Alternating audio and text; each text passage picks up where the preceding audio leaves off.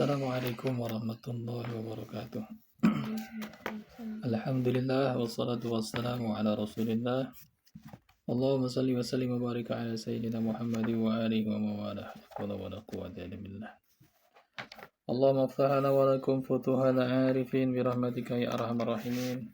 Allahumma salli wa sallim wa barik ala sayyidina Muhammad wa alihi wa sahbihi wa azwajihi وذريته وأهل بيته رضي الله عنهم ولمشايخنا خصوصا المصنف المخلصين شيخ ناوي برمال بنتاني وخصوصا شيخ وخصوصا روح شيخنا شيخ محمد إبراهيم برهان بن غفر اللهم ذنوبهم ونفعنا بهم وبعلومهم آمين شهدنا الفاتحة. أعوذ بالله من الشيطان الرجيم بسم الله الرحمن الرحيم الحمد لله رب العالمين الرحمن الرحيم مالك يوم الدين إياك نعبد وإياك نستعين اهدنا الصراط المستقيم صراط الذين أنعمت عليهم غير المغضوب عليهم ولا الضالين رب اللهم نور قلوبنا بنور هدايتك كما نورت الأرض بنور شمسك أبدا أبدا يا ذا الجلال والإكرام برحمتك يا أرحم الراحمين اللهم اغننا بالعلم وزينا بالحلم وأكرمنا بالتقوى وجملنا بالعافية اللهم إنا نسألك علما نافعا ورزقا واسعا وشفاء من كل داء ربي اشرح لي صدري ويسر لي أمري واحلل عقدة من لساني يفقهوا قولي وفتاه يا عليم لا حول ولا قوة إلا بالله قال المصنف رحمه الله تعالى ونفعنا به وبعلومه إلى أن قال إن الشهوة تصير الملوك عبيدا والصبر يصير العبيد ملوكا ألا ترى إلى يوسف وزليخا إن الشهوة سأنجنا الشهوة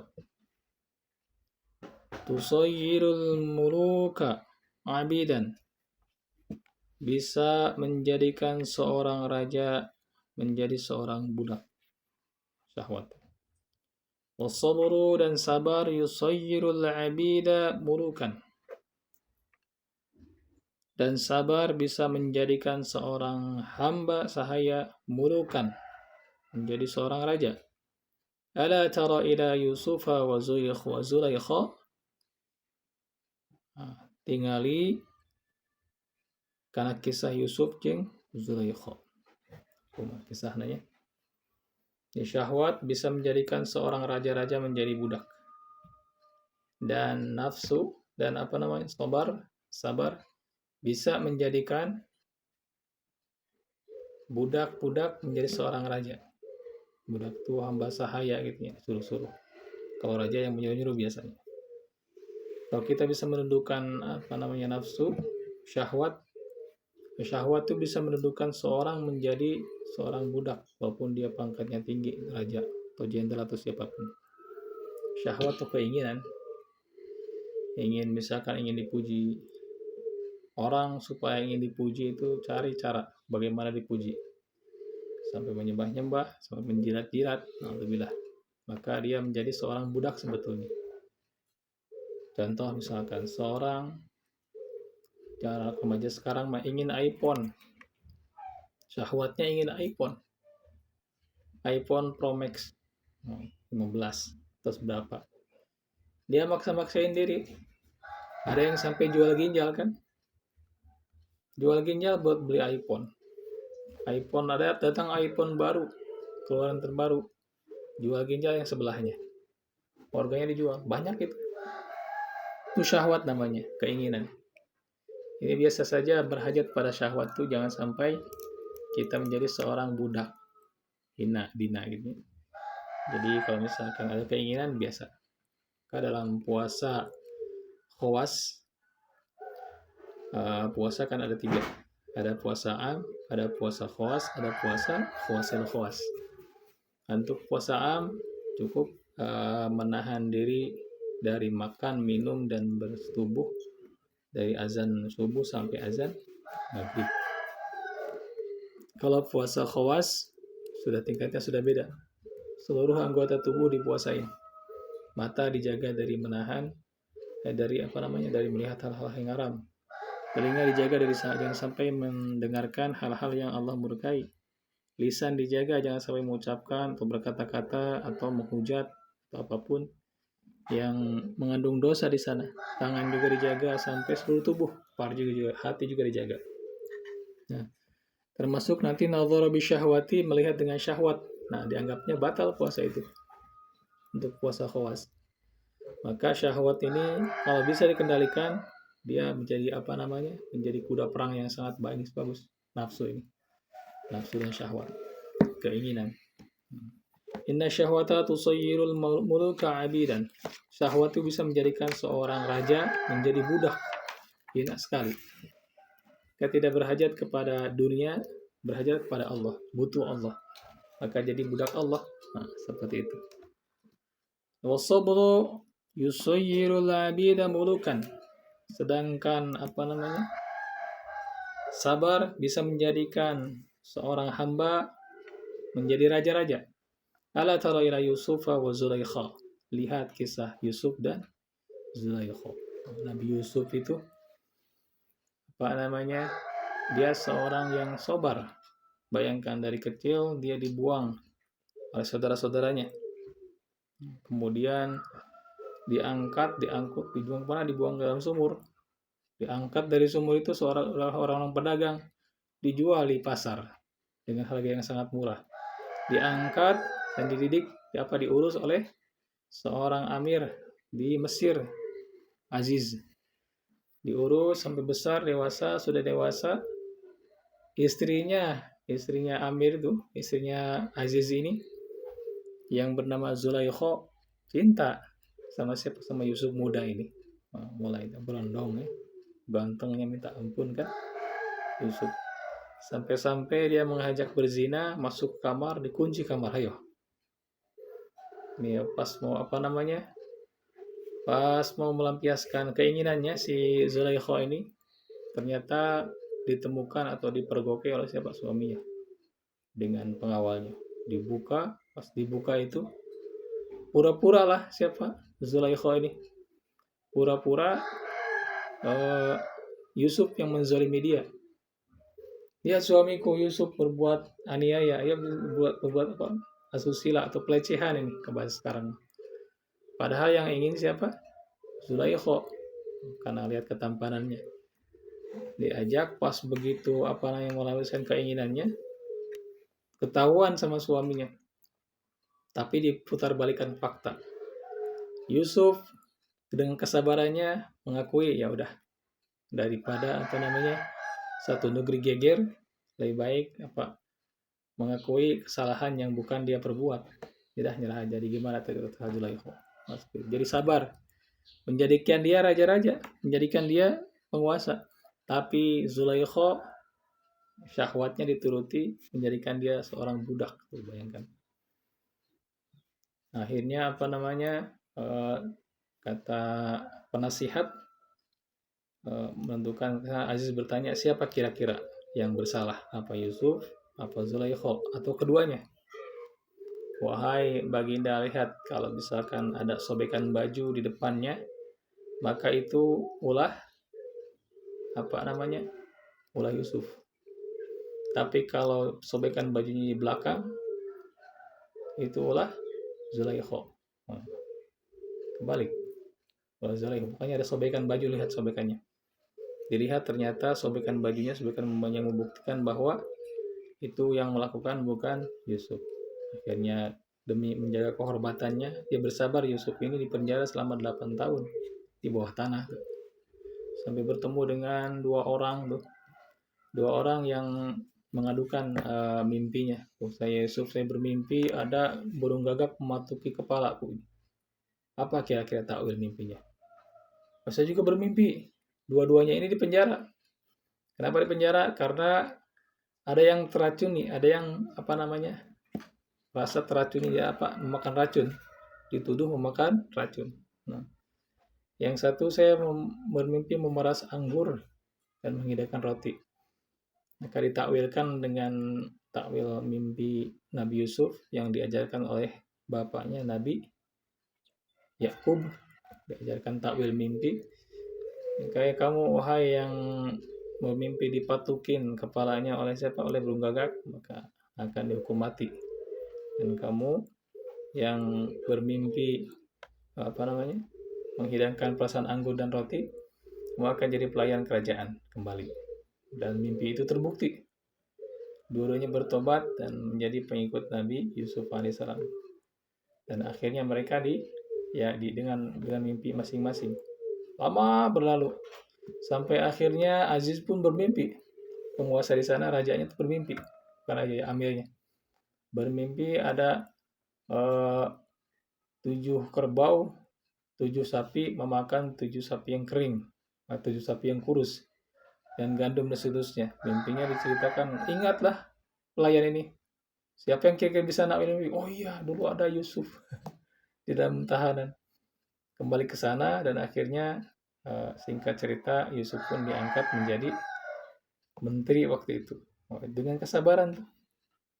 Coba penderitaan sekuat apapun, sekuat apa yang dialami Nabi Yusuf. Dia mulai dibuang, dijual, difitnah, dipenjara, kemudian akhirnya benar-benar takwil mimpi Nabi Yusuf terlaksana. Karena mimpi Amir atau Aziz ini mimpi yang takwilnya nanti akan datang 7 tahun kekeringan, kelaparan. Maka sebaiknya baginda mempersiapkan gudang-gudang untuk menyimpan gandum-gandum dan makanan pokok. Ternyata benar, nggak turun hujan tuh. Kelaparan lah wabah. Sampai akhirnya keluarga Nabi Yakub atau saudara-saudara Nabi Yusuf yang pernah membuangnya itu mendengar kabar bahwa di Mesir ada bagi-bagi sembako bahasa sekarang. Bisa ditukar dengan yang ada. Misalkan punya emas, tukar dengan emas. Dengan perunggu, tukar dengan perunggu dan segala macam. Berangkatlah ke berapa? 11 saudara ini. 11 saudara ini berangkat kemana? Ke Mesir untuk menukarkan perunggu-perunggu punya bapaknya untuk dijual, ditukarkan dengan gandum.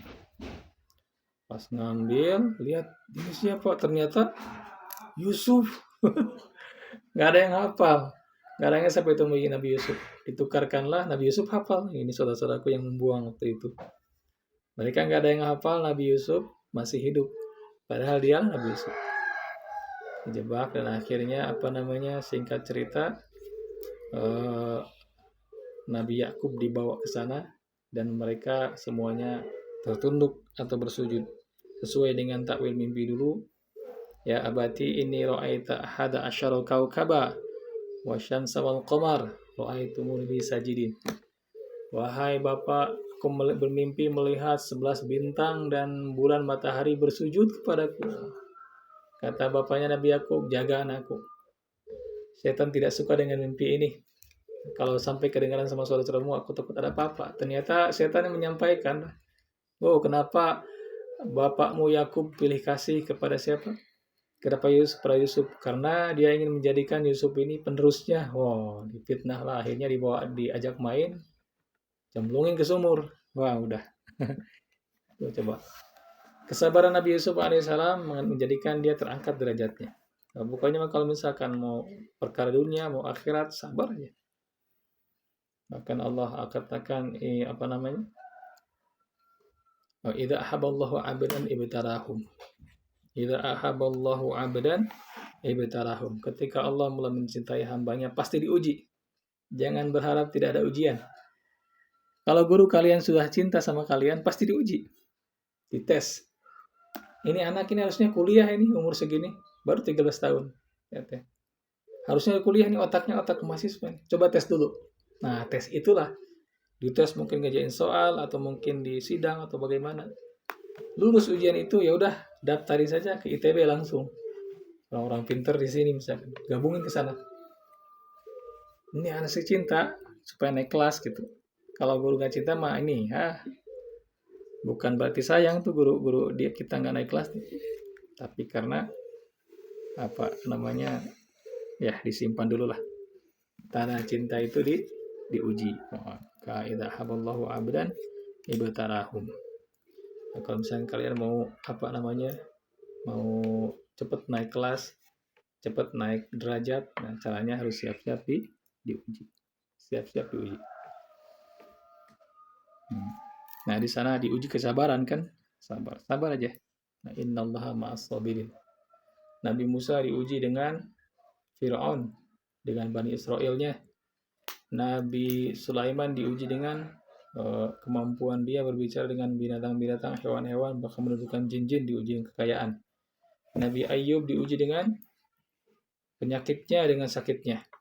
Terus Nabi Yakub diuji dengan anak-anaknya, sehingga bergelar dengan Bani Israel. Bani Israel itu anak-anak Israel.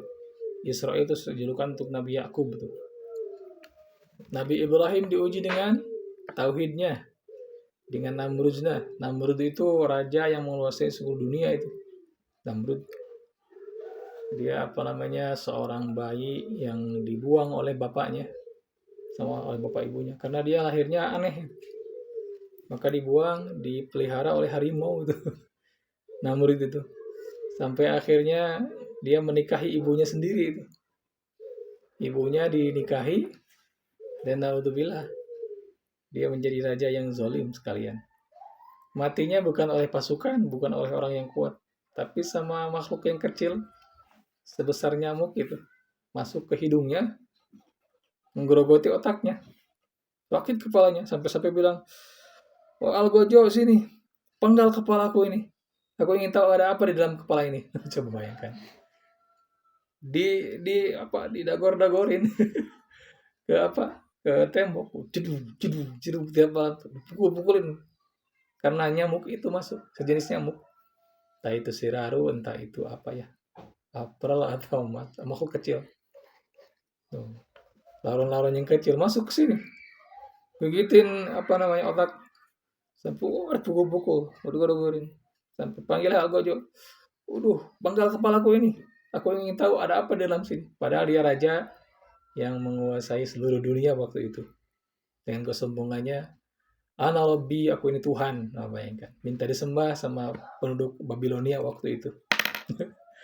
Bayangkan, syahwatnya ingin disembah, maka apapun cara dilakukan, termasuk melawan Allah. Datang Nabi Ibrahim berdebat. Ibrahim, katakan siapa yang menjadikan yang menuhani, atau siapa Tuhan semesta alam, aku ataukah yang lain? Ada Tuhan selain selain engkau. Bahkan dia Tuhan yang sebenarnya. Kau hanya tipuan. Aku juga Tuhan, kata dia. Kata Nabi Ibrahim, Tuhanku bisa mematikan dan menghidupkan. Aku juga bisa. Ambil 2 tahanan, satu dimatikan, satu dihidupkan tuh. Namrud. Apa kata Nabi Ibrahim? Tuhanku bisa memperjalankan matahari dari timur ke barat. Maka perjalankan matahari dari barat ke timur. Bengong tuh di sana. Coba. Itu debatnya Nabi Ibrahim dengan Namrud. Orang-orang yang sombong dengan syahwatnya, naudzubillah, mereka akan hancur. Siap-siap. Hati-hati dengan syahwat kita. Keinginan, ada orang yang koleksi mobil seperti raja-raja, terus dia koleksi mobil ratusan, mobil mahal. Mereka sebetulnya tertawan, terbudaki. Ada yang syahwatnya itu ingin cantik, sampai di operasi plastik, disuntik ini itu, hancur wajahnya di usia tua tuh. Ada yang pengen indah, katanya badannya, syahwatnya itu dikasih gambar-gambar, ditatoin, atau sedikit tambah seluruh tubuh, sampai matanya ditato, sampai ini telinganya diputusin, begini, nggak punya telinga, sampai hidungnya disopakin, sampai betul dikasih tanduk segala macam. Ini orang bentuknya sudah bukan manusia lagi. Ada yang syahwatnya ingin tampil beda, operasi, dia ingin menjadi anjing, jadi anjing. Ada yang seperti itu. Itu syahwat tuh. Dia terbudaki, artian dia menjadi budak apa yang dia inginkan gitu. Paham kira-kira sampai sini? Maka kalau ingin menjadi raja, ingin menjadi orang yang bebas, pertama sabar. Sabar bisa menjadikan orang-orang hamba sahaya, budak-budak menjadi raja-raja. Seperti Nabi Yusuf alaihissalam. Tapi kan dia nabi. Lihat awalnya, lihat prosesnya. Jangan lihat endingnya. Hebat ya. Dia kaya raya. Nah, lihat. Tadi malam apa ngobrol-ngobrol sama Pak Haji itu. Abah dan Pak Haji Jana. Oh, dulunya itu ya seperti itu parah gitu. Kekurangan segala macam. Tapi sekarang sih sekali buka bersama, ratusan orang dikasih. Belum bikin majelisnya berapa miliar itu bangunan itu. Itu dulunya bagaimana? Orang-orang yang hebat itu rata-rata orang-orang yang sabar tuh. Maka apa namanya asyadun nas, orang-orang yang sangat besar kesabarannya, yang diujinya besar, fal anbiya, para nabi. Terus siapa lagi? Fal amsal, yang semisalnya, terus para nabi yang paling besar dapat ujian dan dia bersabar, para nabi, kemudian para sahabat, kemudian para tabi'in yang mengikuti sahabat, kemudian tabi'in, yang yang mengikuti para tabi'in, terus para ulama sampai para santri diuji. Ada budugnya, ada sakitnya, ada hinaannya. Ada yang nggak mau, ngapain kamu jadi santri, masa depan yang gelap, masalah. Itu ujian itu. Sampai akhirnya lulus, dikatakan lulus. Nah, maka kalau misalkan kita dapat ujian, harus bahagia harusnya. Orang-orang alim, apa namanya? Wujudul faqih di kitab hikam itu. Wujudul faqih a'yadul muridin. Adanya musibah, bala atau cobaan atau ujian, a'yadul muridin. Jadi lebaran, jadi apa? Jadi hari rayanya orang-orang yang menuju ke jalan Allah. Nah, maka kalau kita menjahada fina lanahdiyana subulana, wa man jahada fina lanahdiyana subulana, siapa yang bersungguh-sungguh meniti jalanku, maka akan kutunjukkan jalan-jalanku. Sabar aja. Ujiannya itu masya Allah. Semakin pahit, semakin mujarab obat itu. Ya kan? Semakin manis, efek sampingnya ada itu. Entah ke ginjal, entah kemana, gagal ginjal. Tapi yang pahit itu yang mujarab itu obat. Maka telan, sabar telan. Tapi syahwat coba. Setiap keinginan penuhi, keinginan pengen ini, uang banyak, terus terkenal iya, apapun dipenuhi coba. Akhirnya tahu-tahu habis duit negara, korupsi aja. Kok gaji gede tapi korupsi? Itu karena dia memperturuti syahwat sebetulnya. Lalu punya satu istri pengen dua, punya dua istri pengen tiga istri pengen empat, punya 4 istri ceraikan satu, tambah lagi yang lain, terus kali. Nah, gimana cara mendudukannya? Pernah seorang bertanya kepada Imam Syafi'i, wahai Syekh, muridnya itu bertanya, dulu waktu sebelum kunikahi istriku, kata si laki-laki, sebelum kunikahi istriku itu sangat menarik, bahkan dia berkorban untuknya apapun gitu ya, karena dia sangat cantik dan sangat menarik. Tapi kenapa setelah aku nikahi sampai tidak ada hasrat gitu, untuk kabita nggak menarik lagi, kok bisa seperti itu? Bahkan tidur pun nggak mau bareng, lihat, karena nggak menarik lagi si istrinya ini. Padahal sebelum menikah pengennya minta ampun ngejar-ngejarnya. Maka Imam Syafi'i memberi saran, sebaiknya kamu tundukkan pandangan, karena setan bisa membolak-balikan keadaan, atau membolak-balikan apa yang di dalam hati, berubah keadaan. Maka tundukkan pandangan, kuasai syahwat, udah bisa. Setelah itu ternyata memang istrinya itu cantik sebetulnya, tapi karena dia lihat di luar, ingin lihat rumput tetangga, ingin dengan tetangganya. Lihat di pasar ada yang cantik, ini yang cantik ini juga pernah dapat, pengen itu, akhirnya gonta-ganti segala macam. Kalau kita lihat kenapa orang bersyahwat seperti itu, alhamdulillah, karena matanya tidak bisa dijaga. Punya HP ini cukup, jangan lihat HP orang lain, tahu nggak? Punya sepeda yang butut itu cukup, jangan sepeda orang lain bagus ya, Polygon mereknya, besinya kuat, pernya kuat, shockbreakernya kuat, bannya bagus, terus ngendarainnya pun enak gitu. Ini nggak disyukuri yang ini, lihat yang itu, beli yang itu, perjuangin, dapat yang itu. Ada yang lebih tinggi lagi, coba kalau pakai motor, enak pakai motor, nggak usah dikayu sepedanya, kendali tinggal ditarik, maju. Gimana caranya dapat motor? tak kredit atau gimana. Kehujanan, ada orang temannya bawa mobil, nah lihat tuh, kalau bawa mobil enak kayaknya, kepanasan nggak kehujanan. Duh ya Allah, pengen banget mobil, ya Allah kasih mobil. Kalau punya mobil mau saya pengen ibadah, tuh masuk dikasih mobil, lupa tuh motor sepeda. Tuh. Akhirnya mobil dikasih, lihat oh, kebutuhan terbaru yang bagus mah ini, mobil Tesla yang nggak usah pakai supir, dia bisa ngendari sendiri otomatis.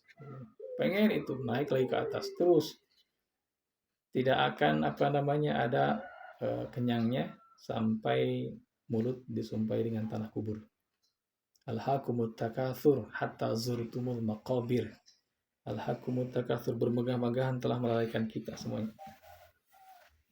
Hatta zurtumul maqabir, sampai masuk ke yang kubur baru. Oh, habis waktunya.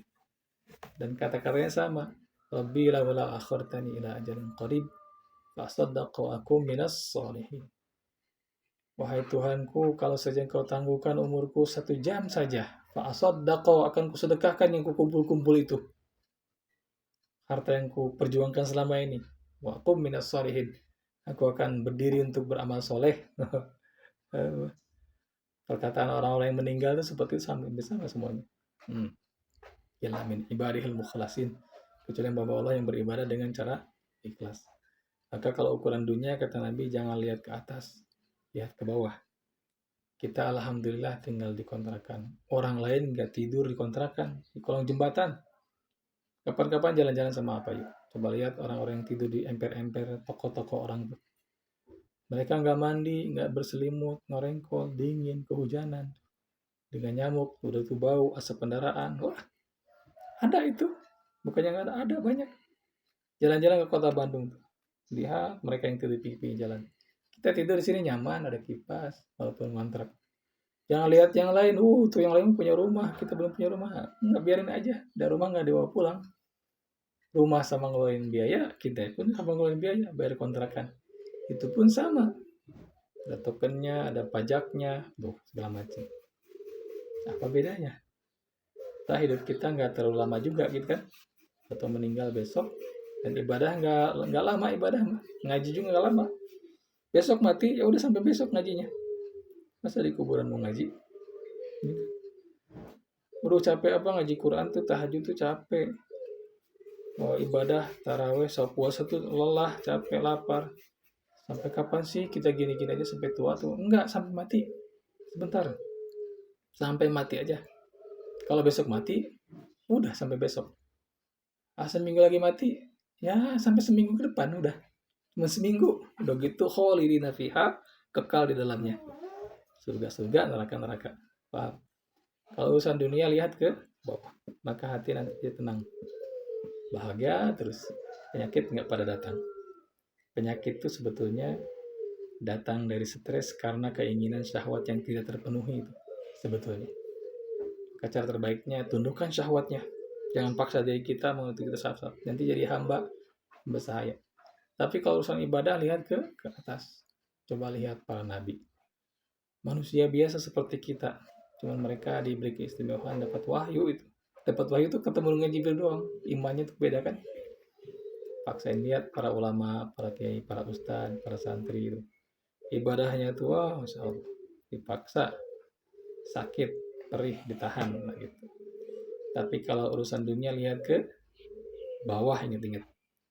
Alhamdulillah saya punya motor. Yang lain pakai sepeda, kebalap tuh jauh, capek, keringetan. Alhamdulillah kita mah punya sepeda, katanya sepeda. Orang lima jalan kaki ke sekolah terus, kasihannya jauh. Kata yang jalan kaki, alhamdulillah kaki saya jadi kuat ini gara-gara jalan kaki. Orang lain melumpuh tuh, nggak bisa jalan. Asik kan? Pikirnya gitu. Kata yang lumpuh tuh, alhamdulillah saya masih pakai roda. Itu teman saya tuh di rumah sakit berbaring gini, tit. Kata yang berbaring tuh, alhamdulillah saya dikasih apa namanya, sehat. Dikasih apa, bukan sehat, bisa ini, yang penting sehat. Kata yang sehat kayak alhamdulillah saya sehat. Teman saya terbaring di rumah sakit tuh nggak bisa bangun. Kata yang sakit banget, alhamdulillah saya masih dikasih napas untuk berzikir, hidup, masih hidup, dapat subhanallah masih bisa diucapkan. Kata yang sakit itu yang alhamdulillah saya mah masih bisa mengucapkan subhanallah. Tuh teman saya udah meninggal. Kata yang meninggal tuh alhamdulillah saya meninggal. Masih di apa di keluarga, ada kakak, ada adik, ada ibu, ada ayah. Saya meninggal. Tuh orang lain mah meninggalnya hilang. Hilang meninggalnya ketemu sampai sekarang ada Air Asia. Ini pesawat terbang tuh yang hilang tuh, yang tenggelam lah, yang kena tsunami lah, pada hilang. Kata yang hilang tuh alhamdulillah saya masih meninggal dimakan ikan mungkin atau di apa tuh. Maka terus ke bawah lihatnya. Ya, tenang nanti hidup. Tapi kalau lihat ke atas tuh kapannya saya punya motor tersiksa sehari-hari. Bahkan kita tidak mensyukuri nikmat yang ada. Alhamdulillah pada kita hidup nyaman ini, tidur di kasur, tidur ini. Coba Mang Kiki, tidurnya di lantai dingin, pakai alas gini doang dingin itu. Alhamdulillah kita mau tidur juga susah dibangunin saking nikmatnya. Coba orang-orang kaya belum tentu bisa tidur seperti kita. Tanya coba gini. Sampai datang nggak Pak minta diruqyah kenapa? Nggak bisa tidur udah seminggu. Ya Allah, seminggu bisa tidur. Dicek rumahnya, oh kasurnya empuk banget. Istrinya cantik banget. Kok nggak bisa tidur? Kan aneh. Gue mikir ini kok gelisah terus-terusan. Nah gitu. Cara paling tenang syukuri nikmat yang ada. Banyakin zikir. Ala bi dzikrillahi tatma'innul qulub. Ingat kepada Allah, zikir kepada Allah, tatma'innul qulub. Tenang hati. Mau lihat orang bisa kemana, bisa umroh, tenang, ada bagiannya. Orang punya rumah, alhamdulillah, tenang, ada bagiannya. Orang lain punya mobil, punya motor, tenang, ada bagiannya. Istighfar kebanyakin. Karena itu yang abadi. Allah adam bis. Inna syahwata tusayyirul muruka abidan. Sungguh syahwat menjadikan raja-raja menjadi seorang hamba sahaya, wa sabru yusayyirul abida murukan, dan sabar menjadikan hamba-hamba sahaya menjadi raja. Ala tara ila Yusuf wa Zulaikha. Lihat kisah Yusuf dan Zulaikha. Allah alam bis.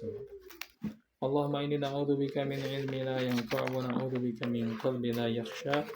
Subhanaka Allahumma bihamdika asyhadu an la ilaha illa anta astaghfiruka wa atubu ilaik. Assalamualaikum warahmatullahi wabarakatuh.